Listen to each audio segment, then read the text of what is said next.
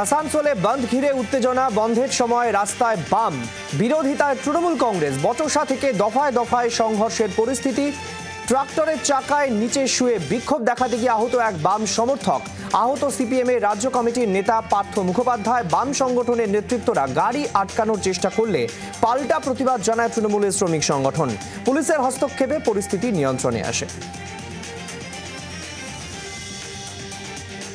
বন্ধের সমর্থনে পথ অবরোধ। বালুরঘাটে শহরের সরকারি বাসস্ট্যান্ডের সামনে বামপন্থী কর্মী সমর্থকদের পিকেটিং।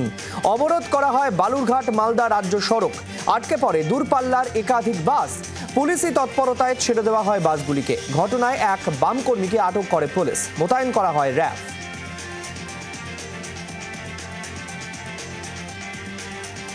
সাধারণ ধর্মঘটে জুট মিলের গেটের দখলদারি রাখতে মরিয়া দুই শিবির। সকালে ভাটপাড়া রিলায়েন্স জুট মিলের গেটের দখল নেয় তৃণমূল ট্রেড ইউনিয়ন।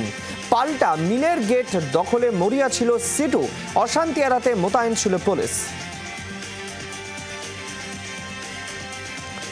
আরজিকর কাণ্ডে বেকসুর মুক্তির দাবি সঞ্জয় রায়ের। শিয়ালদহ আদালতে সঞ্জয় রায়কে চ্যালেঞ্জ করে হাইকোর্টের ডিভিশন বেঞ্চে দ্বারস্থ অভিযুক্ত সঞ্জয়। নিম্ন আদালতে যাবজ্জীবন সাজাপ্রাপ্ত হয় সঞ্জয় রায়। বামেদের ধর্মঘটে উত্তাল জয়নগর। পদ্মেরহাট মোড়ে অবরোধে তীব্র যানজট। ধর্মঘট সমর্থকরা পথ অবরোধ করলে যান চলাচল সমস্যা তৈরি হয়। সার দিয়ে আটকে পড়ে বাস, অটো, প্রাইভেট গাড়ি, অ্যাম্বুলেন্স। সৃষ্টি হয় তীব্র যানজট। বিপাকে পড়েন অফিসগামী মানুষ, স্কুল পড়ুয়ারা। অবরোধ তুলতে ঘটনাস্থলে যায় জয়নগর থানার পুলিশ। উত্তপ্ত হয়ে ওঠে এলাকা। পরে পুলিশি হস্তক্ষেপেই পরিস্থিতি স্বাভাবিক হয়।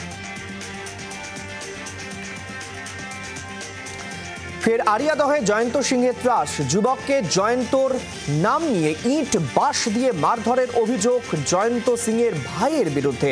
অভিযুক্তরা পলাতক। আতঙ্কে গৃহবন্দী আক্রান্ত যুবক। স্থানীয় সূত্রে খবর, সাইকেল নিয়ে বচসার জেরে জিৎ দাস নামে এক যুবককে হুমকি দেয় জয়ন্তর ভাই শুভম সিং।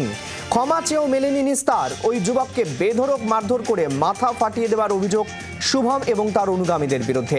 দক্ষিণেশ্বর থানায় অভিযুক্তের বিরুদ্ধে অভিযোগ দায়ের হয়েছে। অভিযুক্তদের খোঁজে তল্লাশি জারি পুলিশের। বাংলার আওয়াজ, বাঙালির আবেগ, জি 24 ঘন্টা।